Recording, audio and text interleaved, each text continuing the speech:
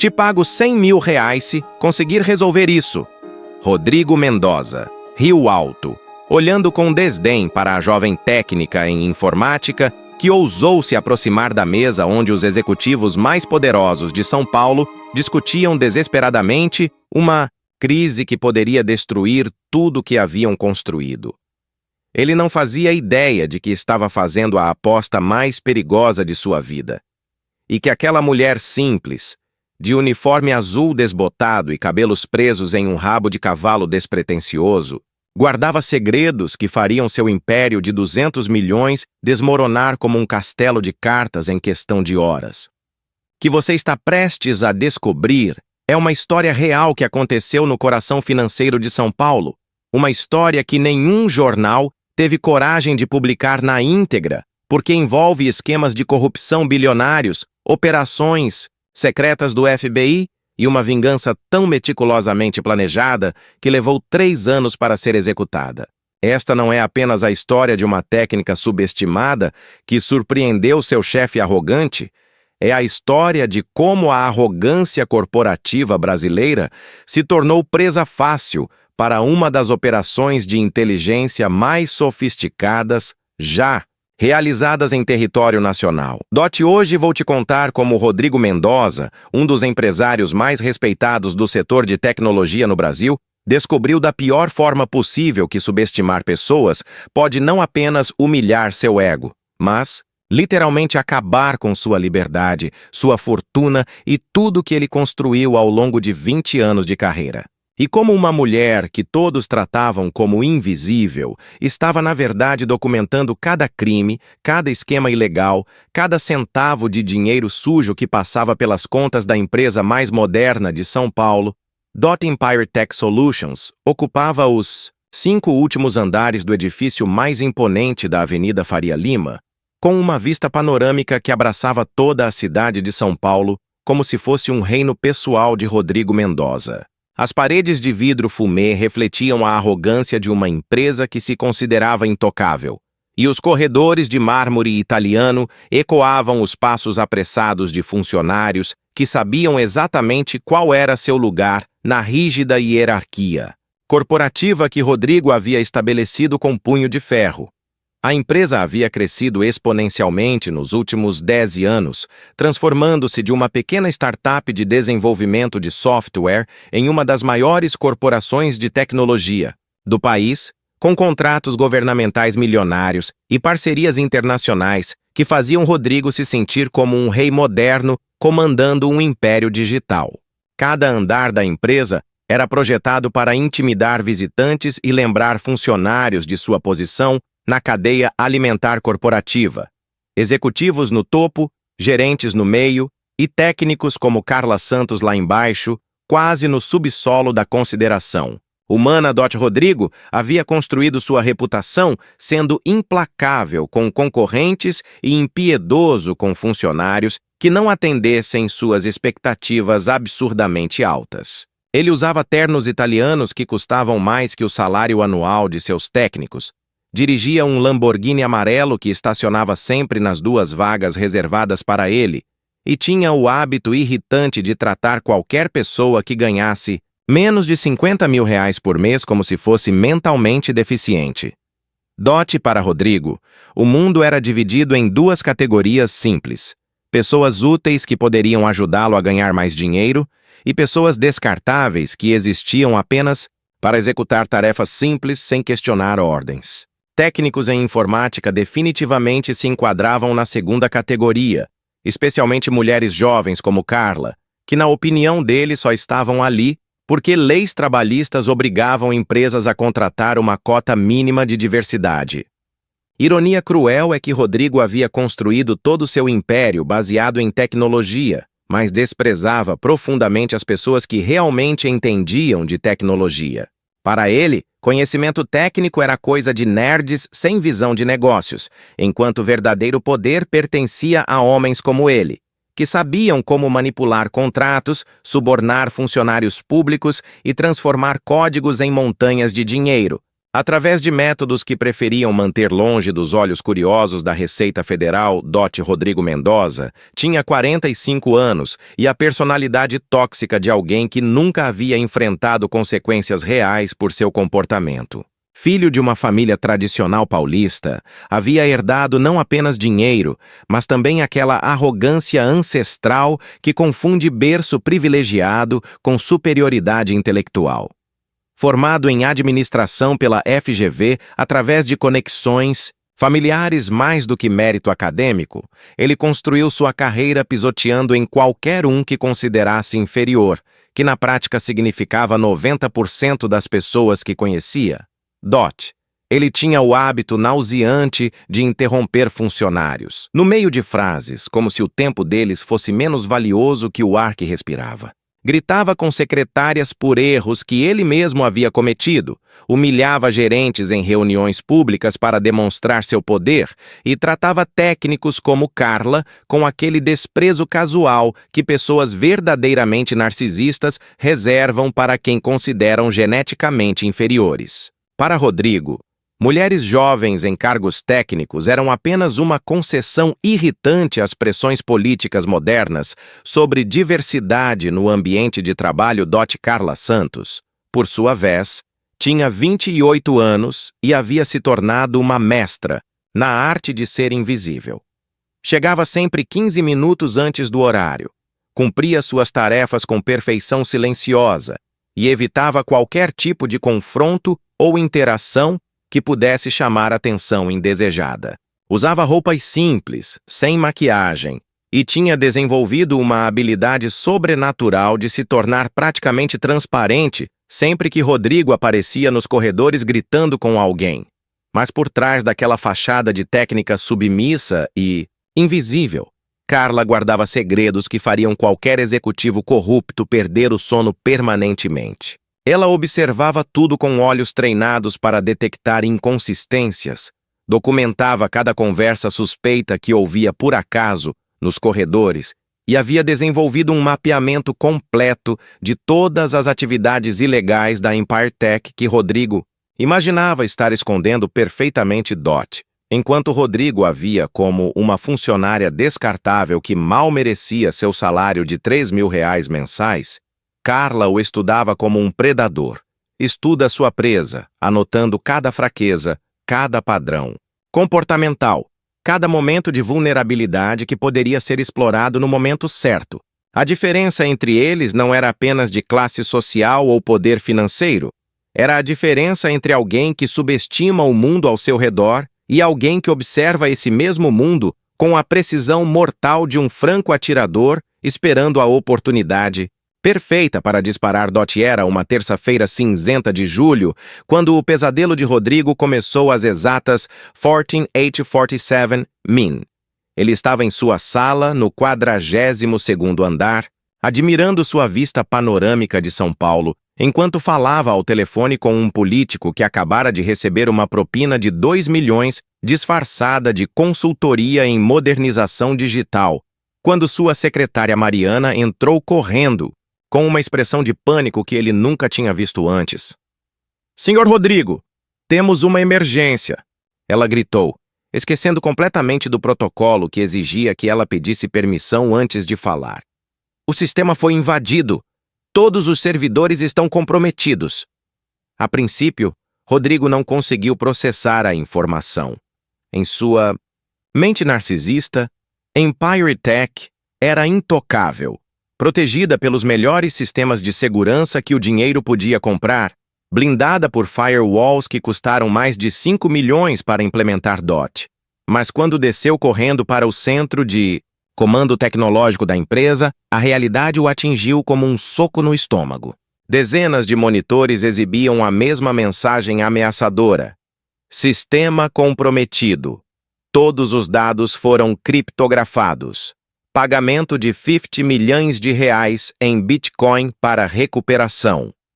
Era um ataque de ransomware, mas não um ataque comum executado por hackers amadores em busca de dinheiro fácil. Era algo muito mais sofisticado, algo que havia penetrado camadas de segurança que teoricamente eram impenetráveis. O pânico se espalhou pela empresa como fogo em mata seca. Funcionários corriam pelos corredores sem saber o que fazer. Telefones tocavam incessantemente com clientes desesperados, relatando que seus próprios sistemas também estavam comprometidos. E Rodrigo percebeu que não estava lidando apenas com um ataque contra sua empresa, mas com uma operação que poderia destruir completamente sua rede de negócios ilegais, que envolvia mais de 200 milhões em dinheiro não declarado. O que Rodrigo não sabia é que aquele não era um ataque real de hackers criminosos, mas uma simulação perfeitamente orquestrada pela própria Carla, que havia plantado o vírus durante sua rotina noturna de manutenção dos servidores. Era uma armadilha elaborada para criar exatamente a situação de desespero que ela precisava para executar a fase final de uma operação que havia levado 3 anos para ser planejada nos mínimos detalhes. Enquanto Rodrigo berrava ordens contraditórias para funcionários que não tinham a menor ideia de como resolver uma crise daquela magnitude, Carla observava tudo de seu cantinho no segundo andar, cronometrando cada segundo, esperando o momento exato em que o ego ferido de seu chefe o levaria a cometer o erro final que ela havia previsto com precisão matemática. 50 milhões em risco era exatamente a quantia necessária para fazer um homem arrogante tomar decisões desesperadas que revelariam a extensão completa de seus crimes. Em questão de 2 horas, a sede da Empire Tech havia se transformado em um campo de batalha digital onde os maiores especialistas em segurança cibernética de São Paulo travavam uma guerra perdida contra um inimigo que parecia estar sempre 3 passos à frente de qualquer estratégia que tentavam implementar.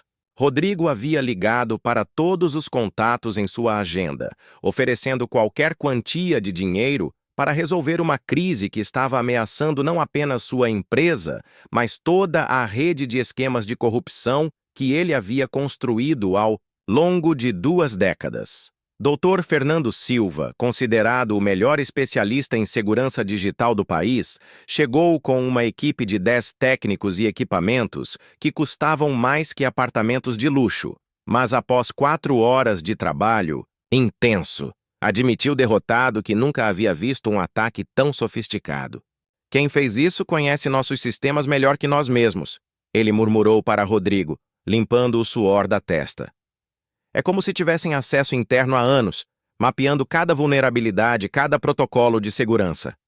A segunda equipe, liderada pela famosa consultora internacional Patrícia Moraes, chegou de helicóptero diretamente do aeroporto, carregando servidores portáteis e prometendo resolver qualquer problema de segurança digital em no máximo 6 horas. Mas depois de 8 horas de trabalho ininterrupto, ela também teve que admitir derrota, explicando para um Rodrigo cada vez mais desesperado que estava lidando com algo que transcendia sua experiência de 20 anos, combatendo crimes cibernéticos internacionais. Isso não é trabalho de criminosos comuns, ela explicou, olhando diretamente nos olhos de Rodrigo com uma expressão que misturava admiração profissional e terror genuíno. Quem arquitetou esse ataque tem treinamento militar, conhecimento de técnicas de inteligência governamental e acesso a recursos que nem organizações criminosas internacionais possuem. Vocês foram infiltrados por alguém com capacidades que estão muito além do setor privado. A terceira e última esperança foi uma equipe israelense especializada em guerra cibernética, que cobrou $500 mil apenas para fazer uma avaliação inicial da situação. Depois de 12 horas analisando os sistemas comprometidos, o líder da equipe fez uma observação que gelou o sangue de Rodrigo. Whoever did this has been studying your company for years. Every backdoor, every security protocol, every administrative password, they know everything. This isn't an attack. It's a controlled demolition. Enquanto os especialistas mais caros do mundo falhavam miseravelmente em resolver um problema que deveria estar dentro de sua expertise, Carla continuava trabalhando silenciosamente em sua mesa no segundo andar, fingindo se preocupar com a crise, como todos os outros funcionários, mas na verdade monitorando cada tentativa de resolução através de backdoors que ela havia instalado nos sistemas há mais de 2 anos. Ela sabia exatamente quais estratégias os especialistas tentariam usar, porque ela mesma havia participado do desenvolvimento de muitas dessas técnicas durante seu treinamento no FBI.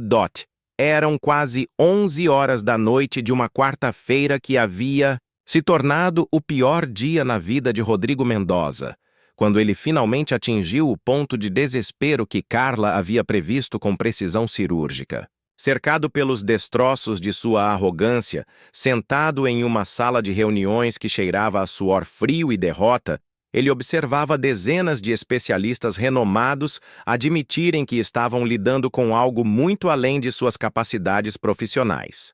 A empresa inteira estava paralisada há mais de 8 horas. Clientes cancelavam contratos milionários a cada minuto que passava, e Rodrigo sabia que se o problema não fosse resolvido nas próximas horas, ele perderia muito mais que dinheiro, perderia a estrutura inteira que usava para lavar recursos de esquemas de corrupção que envolviam políticos de primeiro escalão e empresários que preferiam manter suas transações longe dos olhos da Receita Federal. Foi nesse momento de vulnerabilidade total que Carla apareceu discretamente na porta da sala de reuniões, como havia feito centenas de vezes ao longo dos 3 anos em que trabalhou na empresa, sempre invisível, sempre ignorada, sempre subestimada por homens que confundiam arrogância com competência. Ela bateu levemente na porta de vidro e esperou permissão para entrar, como uma funcionária obediente que conhece seu lugar na hierarquia corporativa. "Com licença, Sr. Rodrigo", ela disse com aquela voz suave que sempre usava quando precisava falar com superiores. "Eu ouvi sobre o problema no sistema e... bem, talvez eu possa ajudar." O silêncio que seguiu foi tão profundo que parecia sugar todo o oxigênio da sala. Rodrigo a olhou como se ela tivesse acabado de sugerir que sabia voar, e uma risada cruel começou a se formar em seus lábios, alimentada por horas de frustração e pela necessidade desesperada de descarregar sua raiva em alguém.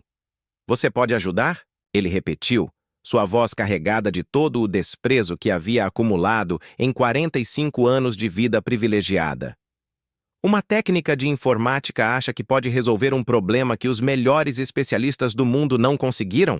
A risada que veio em seguida ecoou pela sala como o som de vidro quebrado, e todos os executivos presentes se juntaram ao coro de humilhação, como hienas cercando uma presa ferida.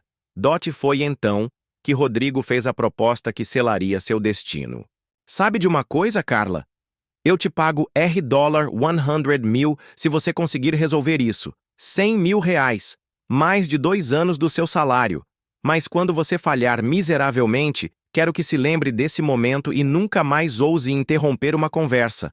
Entre adultos. O que ele não sabia é que estava oferecendo R$ 100 mil para a pessoa que havia orquestrado toda aquela crise, e que sua proposta seria gravada e usada como evidência em um tribunal federal nos próximos meses. O que aconteceu nos 15 minutos seguintes desafiou todas as leis da lógica, da probabilidade e da arrogância corporativa brasileira. Carla caminhou até o terminal principal da sala de reuniões com a calma de alguém que sabe exatamente o que está fazendo, enquanto 12 executivos e 6 especialistas internacionais a observavam com aquela mistura de curiosidade mórbida e desprezo antecipado que homens poderosos reservam para o que consideram entretenimento de baixa qualidade.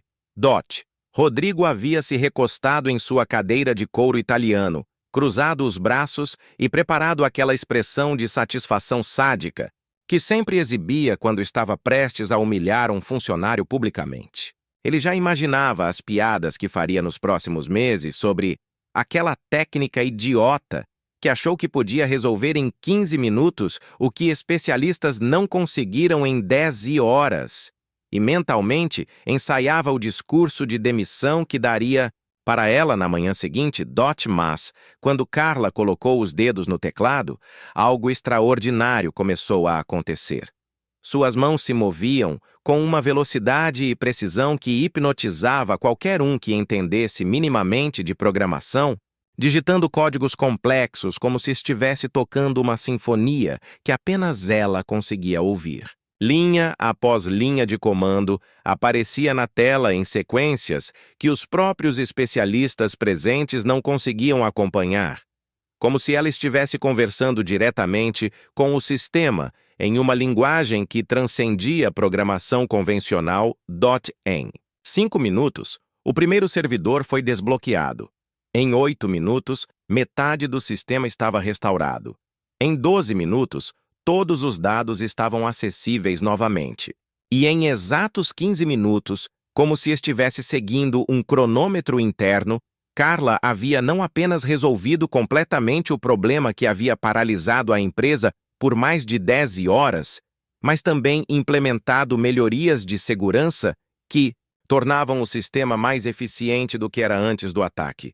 O silêncio que tomou conta da sala era ensurdecedor. Rodrigo não conseguia fechar a boca.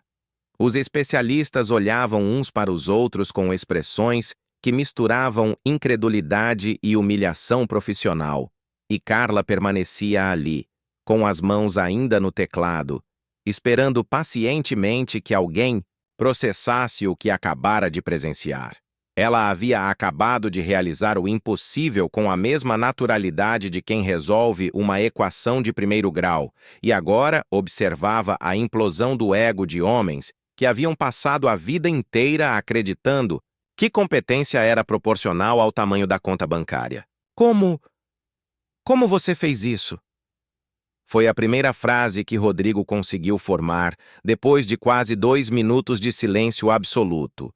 Sua voz saindo como um sussurro estrangulado de alguém que acabara de ver suas certezas fundamentais sobre a natureza da realidade desmoronarem completamente diante de seus olhos. A pergunta de Rodrigo ecoou pela sala como um tiro no silêncio, e todos os olhos se voltaram para Carla com uma intensidade que ela nunca havia experimentado em 3 anos, trabalhando naquela empresa. Pela primeira vez desde que começara sua infiltração, ela era o centro das atenções, não mais a técnica invisível que todos ignoravam, mas a pessoa que havia acabado de realizar algo que os melhores especialistas do mundo consideraram impossível. Dr. Fernando Silva foi o primeiro a quebrar o transe coletivo, aproximando-se do terminal como um cientista estudando um fenômeno sobrenatural. Isso não é tecnicamente possível, ele murmurou, analisando os códigos que Carla havia digitado. Ela não apenas quebrou a criptografia do ransomware, ela reverterizou completamente o ataque e transformou os próprios vírus em ferramentas de segurança. Isso requer conhecimento de programação que não existe em cursos convencionais. Patrícia Moraes, a consultora internacional que havia cobrado uma fortuna apenas para admitir derrota, olhava para as telas com uma expressão que misturava admiração profissional e terror existencial. Os protocolos que ela usou, disse ela, lentamente. Alguns desses códigos são classificados como segredo de Estado em vários países. Isso não é conhecimento que se aprende em universidades ou cursos técnicos convencionais. É treinamento militar especializado. O líder da equipe israelense fez uma observação ainda mais perturbadora. She used infiltration techniques that are only taught in intelligence agencies. This level of system manipulation requires years of specialized training in cyber warfare. Who exactly is this woman? Suas palavras deixaram claro que todos haviam percebido que não estavam lidando com uma simples técnica em informática, mas com alguém cujas habilidades transcendiam qualquer formação civil convencional. Rodrigo sentia o mundo girando ao seu redor enquanto tentava processar as implicações do que estava ouvindo. A mulher que ele havia humilhado publicamente, que pagava um salário miserável para executar tarefas que considerava mentalmente simples, havia demonstrado conhecimentos que especialistas renomados descreviam como impossíveis de adquirir fora de organizações de inteligência governamental. Era como descobrir que sua faxineira era, na verdade, uma agente secreta internacional. Quem é você de verdade? Rodrigo finalmente conseguiu articular a pergunta que estava queimando na garganta de todos os presentes. Carla o olhou diretamente nos olhos pela primeira vez em 3 anos. E o sorriso que apareceu em seu rosto era completamente diferente de qualquer expressão que ela já havia mostrado na empresa. Era o sorriso de alguém que havia passado anos esperando por esse momento exato e que finalmente podia abandonar uma performance que havia durado tempo demais.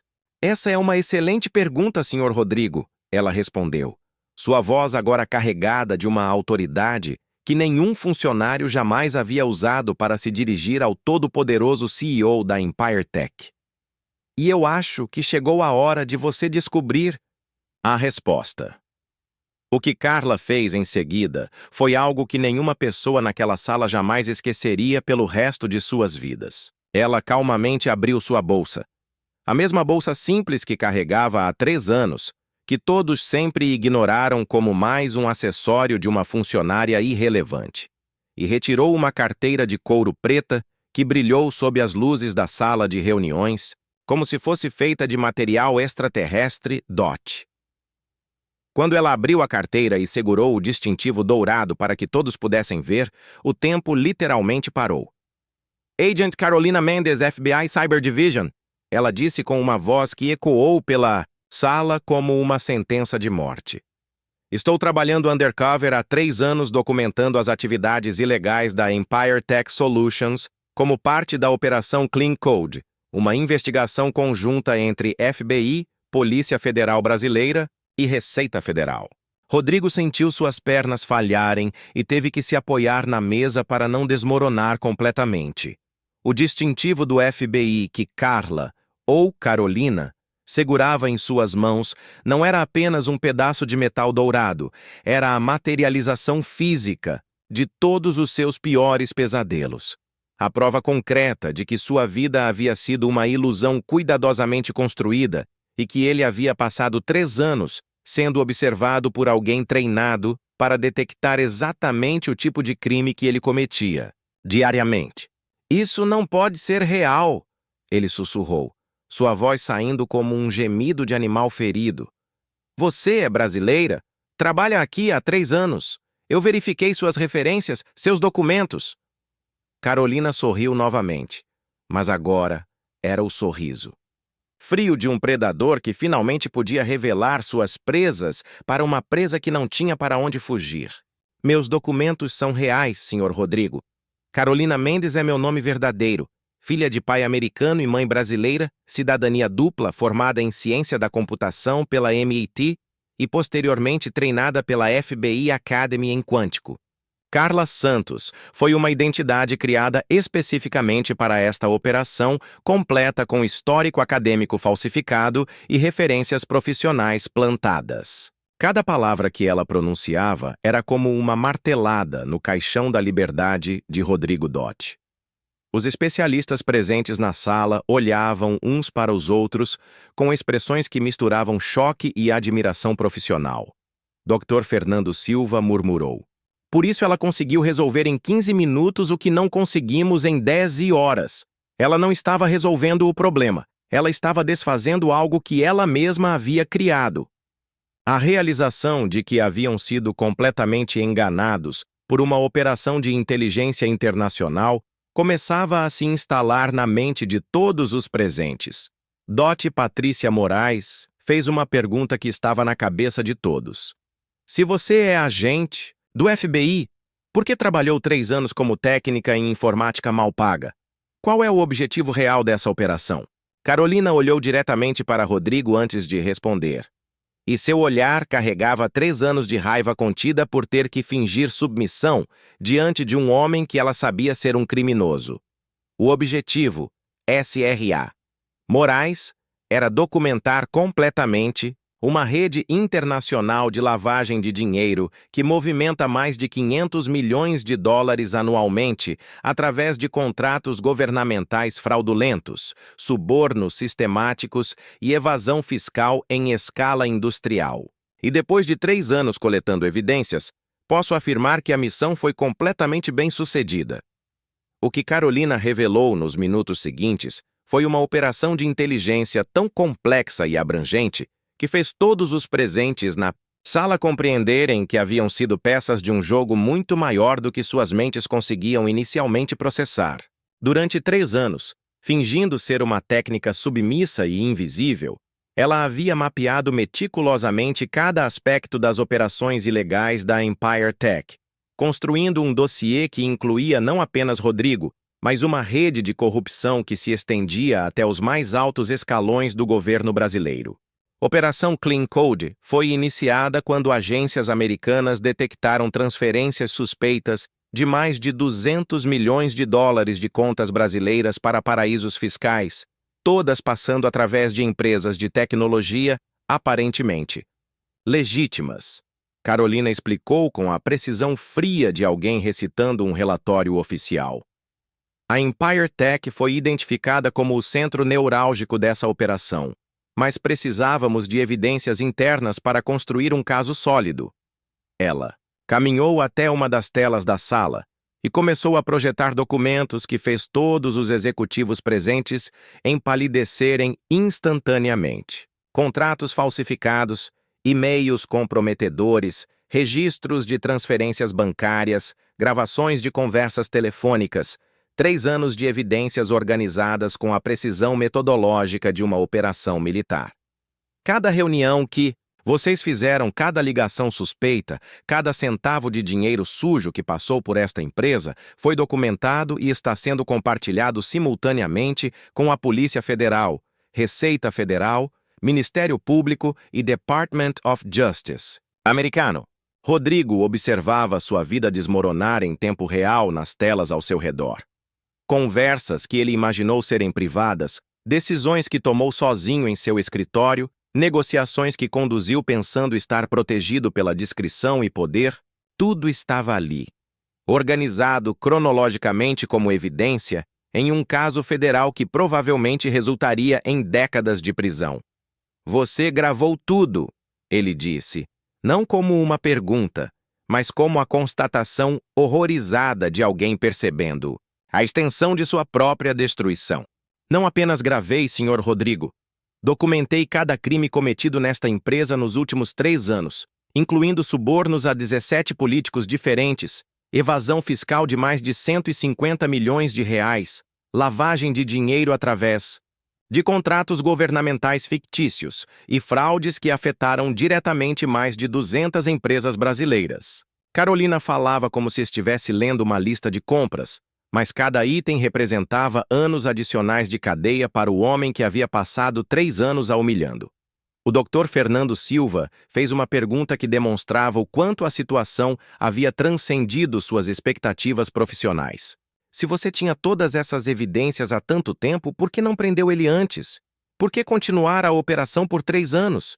A resposta de Carolina revelou a dimensão verdadeiramente assustadora do que eles haviam descoberto. Porque Rodrigo Mendoza não é o objetivo final desta operação, Dr. Silva.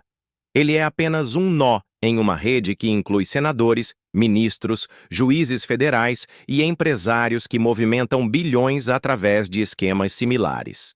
Precisávamos que ele continuasse operando para mapear a rede completa de corrupção que se estende até Brasília. E foi nesse momento que o som mais aterrorizante que Rodrigo já havia ouvido ecoou pelos corredores de mármore da Empire Tech. O barulho de botas militares subindo as escadas em formação sincronizada. Carolina olhou para seu relógio. Um Casio simples de R$ 150 que ela usava há 3 anos para manter sua persona de técnica humilde. E sorriu. Pontualidade militar, ela murmurou. 20 minutos e 47 segundos, exatamente como planejado. As portas da sala de reuniões se abriram simultaneamente e agentes da Polícia Federal entraram com aquela precisão coreografada que só operações planejadas por anos conseguem atingir. Rodrigo Mendoza, disse o agente líder, você está preso pelos crimes de formação de quadrilha, lavagem de dinheiro, evasão fiscal, corrupção ativa e passiva e fraude contra a União. Qualquer coisa que disser poderá ser usada contra você no tribunal. O momento em que as algemas tocaram os pulsos de Rodrigo foi o momento em que 20 anos de arrogância corporativa encontraram seu fim definitivo. O homem que havia humilhado centenas de funcionários, que se considerava intocável pela lei, que tratava pessoas como Carla, como lixo humano, estava sendo algemado na própria empresa, que construíra como templo ao seu ego inflado. Você orquestrou tudo isso, Rodrigo disse para Carolina, sua voz um sussurro quebrado de alguém que finalmente compreendeu que havia sido completamente superado por alguém que considerava mentalmente inferior. Os 3 anos, o ataque de... Hoje, a aposta dos R$100.000, tudo foi planejado para me fazer admitir meus crimes publicamente. Carolina assentiu com aquele sorriso frio que havia substituído permanentemente a expressão submissa de Carla Santos. A aposta dos R$100.000 foi gravada e será usada como evidência adicional de sua arrogância e desprezo sistemático por funcionários. Mas mais que isso, foi o momento em que você revelou publicamente a extensão dos recursos ilegais da empresa ao oferecer uma quantia que oficialmente não deveria existir em caixa. Os executivos presentes na sala foram sendo presos um por um, cada um recebendo sua própria lista de crimes que haviam sido meticulosamente documentados por uma mulher que eles trataram como invisível durante 3 anos. Era a ironia final. Destruídos por alguém que eles desprezaram tanto que nem se deram ao trabalho de investigar adequadamente antes de contratar. Os R$100.000, disse Carolina enquanto observava Rodrigo sendo levado pelos agentes, podem considerar como pagos. Afinal, eu resolvi o problema da empresa exatamente como prometido. O fato de que o problema era vocês mesmos é apenas um detalhe técnico. 6 meses depois da prisão de Rodrigo Mendoza, a história da técnica em informática, que era, na verdade, agente do FBI, havia se tornado lenda urbana nos círculos empresariais de São Paulo, mas a versão que circulava nos corredores corporativos era apenas uma sombra pálida da realidade que você acabou de descobrir. A Operação Clean Code resultou na prisão de 43 pessoas, incluindo políticos de primeiro escalão, juízes federais e empresários que movimentavam bilhões através de esquemas que julgavam ser sofisticados demais para serem detectados. Rodrigo foi condenado a 18 anos de prisão em regime fechado, teve todos os bens confiscados pelo Estado e hoje cumpre pena em uma penitenciária federal onde divide cela com outros executivos que também descobriram da pior forma possível que a arrogância não é escudo contra a justiça. Seus antigos funcionários relatam que ele passou os primeiros meses de cadeia repetindo obsessivamente: como uma técnica conseguiu me destruir? A resposta para essa pergunta é a lição mais importante que qualquer pessoa em posição de poder pode aprender. Subestimar alguém baseado em aparências, classe social ou posição hierárquica não é apenas moralmente repugnante, é estrategicamente suicida.